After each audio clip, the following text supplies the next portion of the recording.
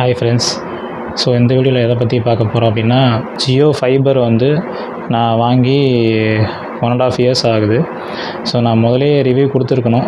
So ஒரு வருஷம் ஆகட்டும், ஒரு வருஷம் ஆனதுக்கப்புறம் நான் வந்து ரிவ்யூ கொடுத்துக்கலான்னு சொல்லிட்டு தான் நான் வெயிட் பண்ணேன். இப்போது வந்து நான் அதை பற்றி சொல்ல போகிறேன்.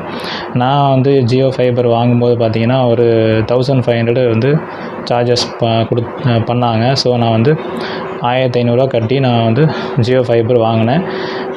2000 கட்டுனா உங்களுக்கு லேண்ட்லைனோட கொடுத்துருவாங்கன்னு சொல்லி சொன்னாங்க. ஸோ 2000 கொடுத்தாலும் லேண்ட்லைன் உடனே கிடைக்காது. ஒரு மாதம் 2 மாதம் ஆகுங்க. நீங்கள் ஃபஸ்ட்டு நீங்கள் டெமோ மாதிரி செஞ்சு பாருங்கள். உங்களுக்கு பிடிச்சிருந்துச்சு அப்படின்னா நீங்கள் வந்து கண்டினியூ பண்ணிக்கலாம், ரீசார்ஜ் பண்ணி கண்டினியூ பண்ணிக்கலாம்னு சொன்னாங்க. ஃபஸ்ட்டு மந்த்து ஃப்ரீ தான். ஃபஸ்ட்டு மந்த் பார்த்திங்கன்னா 150 mbps ஸ்பீடு வந்து கிடச்சிது. 150 mbps பார்த்திங்கன்னா அதிக ஸ்பீடு தான். எனக்கு வந்து நான் செய்கிற வேலையை பொறுத்த வரைக்கும் ஒரு 30 mbps ஸ்பீடு இருந்தாலே போதும்னு நினச்சிட்டு இருந்தேன். ஆனால் வந்து அவங்க ட்ரையல் பேக்கே பார்த்திங்கன்னா அவங்களுக்கு 1 மந்த்து கொடுத்தாங்க. 1 மந்த்து சூப்பராக இருந்துச்சு. எத்தனை ஜிபினா நீங்கள் யூஸ் பண்ணிக்கலாம். வந்து உங்களுக்கு அன்லிமிட்டட் தான். அன்லிமிட்டட் கால்ஸு, அன்லிமிட்டட் நெட்டு, ஓகேங்களா. நீங்கள் வந்து 20 டிவைஸ் வரைக்கும் இதில் கனெக்ட் பண்ணிக்கலாம். நான் வந்து வாங்கி ஒரு வருஷமாக பார்த்திங்கன்னா ஃப்ரீக்வெண்ட்டாக தான் நான் யூஸ் பண்ணிட்டுருக்கிறேன். வந்து இப்போ ஒரு நாளைக்கு ஒரு மாதத்துக்கு பார்த்திங்கன்னா 400 ரூபாய்க்கு 399 ரூபா பேக் தான் மினிமம் இருக்குங்க ஃப்ரெண்ட்ஸ். இப்போ வந்து 399 ரூபா மினிமம். மேக்ஸிமம் வந்து உங்களுக்கு 6000 வரைக்கும் கொடுக்குறாங்க. பார்த்திங்கன்னா 6000ல் பார்த்திங்கன்னா உங்களுக்கு வந்து 1 இயருக்கு பேக் கொடுக்குறான். 1 இயர் பேக்கில் பார்த்திங்கன்னா உங்களுக்கு அன்லிமிட்டட் தான். அதுவும் 150 mbps ஸ்பீடு. நீங்கள் வந்து வேரியேஷன் ஆகும் கொஞ்சம். வந்து ஆஃபர்ஸ் நான் சரியாக பார்க்கல. நான் மேக்ஸிமம் பார்த்திங்கன்னா 750 ரூபா 900 வரைக்கும் நான் கட்டியிருக்கேன். 900 வரைக்கும் கட்டி நான் யூஸ் பண்ணியிருக்கேன். 150 mbps ஸ்பீடு. 1000 ரூபானா 1000 ரூபாயே இல்லை, அதுக்கு அதிகமாக ஜிஎஸ்டி சேர்த்து உங்களுக்கு வரும். ஸோ அதனால் வந்து 1200 சம்திங் வருது, ஓகேங்களா. அந்த மாதிரி வருது. நீங்கள் வந்து உங்களுக்கு ஒர்க்கை பொறுத்து நீங்கள் அவங்க ஸ்பீடு வந்து நீங்கள் செலக்ட் பண்ணி நீங்கள் வந்து ரீசார்ஜ் பண்ணிக்கலாம். இப்போ எனக்கு தேவை அப்படின்னா எனக்கு பார்த்தீங்கன்னா 30 mbps இருந்தாலே போதும். ஸோ 30 mbps ஸ்பீடுக்கு வந்து எவ்வளவோ அது நான் வந்து ரீசார்ஜ் பண்ணிவிட்டு யூஸ் பண்ணிட்டுருக்கிறேன். எனக்கு இது வரைக்கும் எந்த ட்ராபேக்கும் வந்ததில்லை.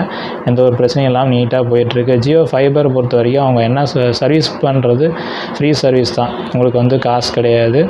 ஸ்டார்டிங்கில் மட்டும் உங்களுக்கு வந்து ஃபிட்டிங் பண்ணுறதுக்கு எல்லாத்துக்குமே அவங்களே பார்த்துக்குவாங்க. எல்லாம் சேர்த்து தான் வந்து 1500 rupees நான் வந்து கட்டினேன்.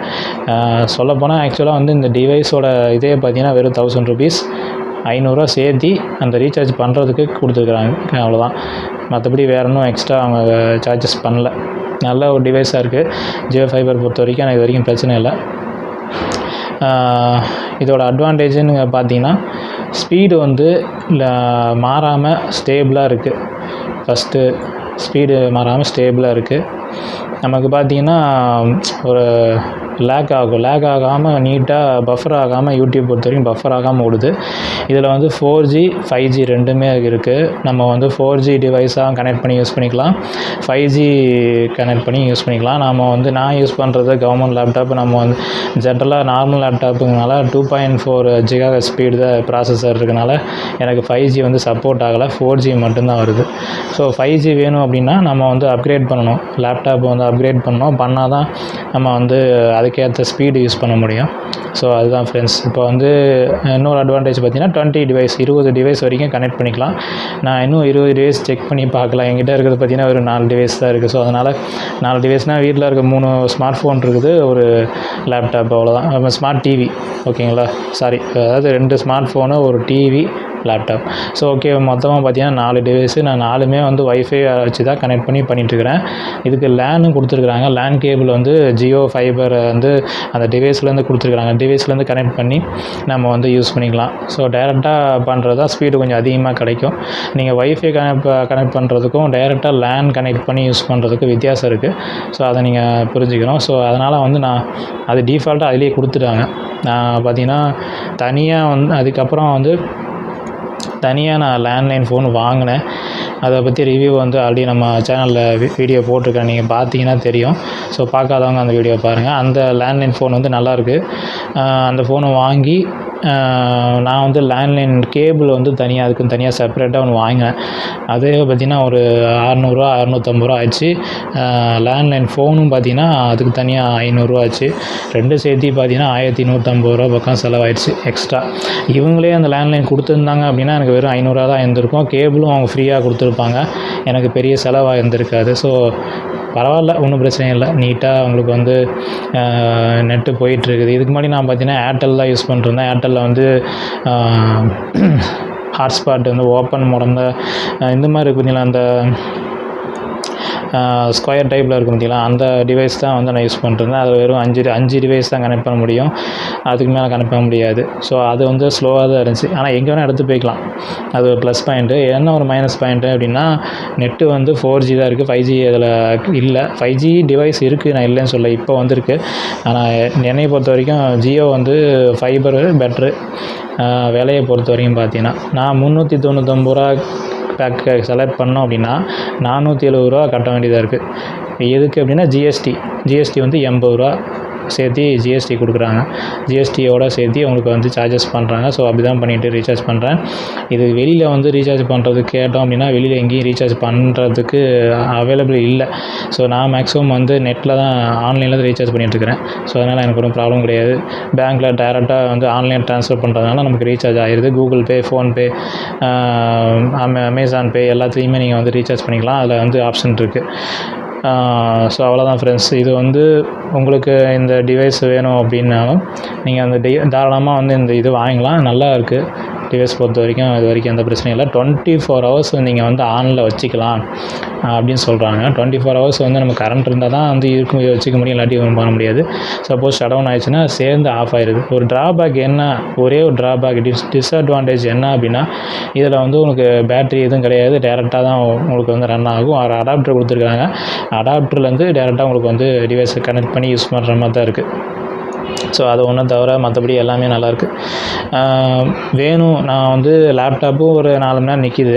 அதுவும் இல்லாமல் வந்து எனக்கு டிவைஸும் வந்து உங்களுக்கு நிற்கணும், பேட்ரி நிற்கணும் அப்படின்னு நினச்சிங்கன்னா தனியாக வந்து பேட்ரி அதில் கிடையாது. பேட்ரி ஒரு பேக்கப் வேணும் நமக்கு வந்து, அதுவும் ஆனில் இருக்கணும் அப்படின்னு நினச்சோன்னா அதுக்கு தனியாக வந்து விற்கிறாங்க.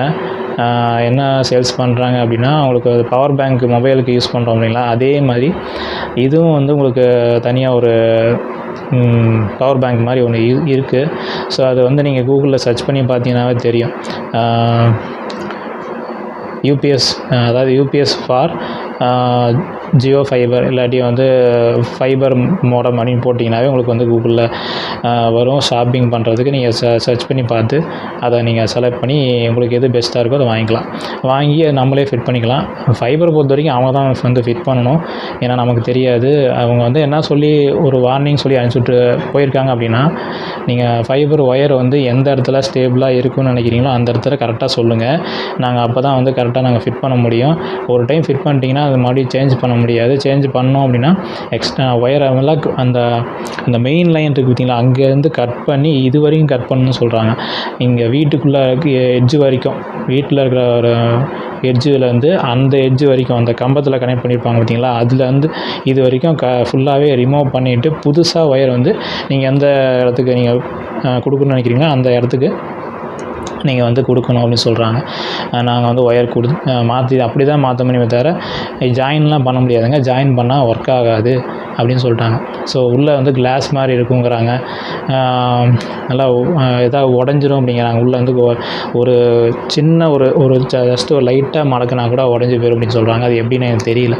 ஸோ நானும் வந்து அவங்க ஃபிட் பண்ணுறது அப்படியே தான் இருக்க தவிர நான் எதுவுமே கை வைக்கவே இல்லை. ஸோ அது அப்படியே தான் இருக்குது. ஸோ நான் வந்து என்னோடய ரூமில் ஒரு ஸ்பெசிஃபிக்காக வந்து ஒரு இடத்துல ஸ்டேபிளாக வச்சுருக்கனால எனக்கு பிரச்சனை கிடையாது. ஸோ அதனால் உங்களுக்கு வந்து ஜியோ ஃபைபர் ஓகே, உங்களுக்கு எனக்கு பிடிச்சிருக்கு, நானும் வந்து யூஸ் பண்ணுறேன் அப்படின்னு சொல்லி நினச்சிங்கனாலும் உங்களுக்கு வந்து தாராளமாக வாங்கலாம். ஃபஸ்ட்டு மந்த் வந்து ஃப்ரீ ட்ரையல் கொடுப்பாங்க. ஒரு 1 மந்த்து வந்து நீங்கள் தாராளமாக 150 Mbps ஸ்பீடில் அடித்து நொறுக்கலாம். அந்த மாதிரி இருக்குது. ஸோ நல்லாயிருக்கு, ஸ்பீட் நல்லாயிருக்கு என்னை பொறுத்த வரைக்கும். ஸோ உங்களுக்கு இந்த வீடியோ உங்களுக்கு யூஸ்ஃபுல்லாக இருக்குன்னு நினைக்கிறேன். இந்த வீடியோ உங்களுக்கு பிடிச்சிருந்தா லைக் பண்ணுங்கள், ஷேர் பண்ணுங்கள், கமெண்ட் பண்ணுங்கள். நம்ம டெக் ஃபே தமிழ் சேனலை சப்ஸ்கிரைப் பண்ணுங்கள். தேங்க்யூ ஃப்ரெண்ட்ஸ், பாய்.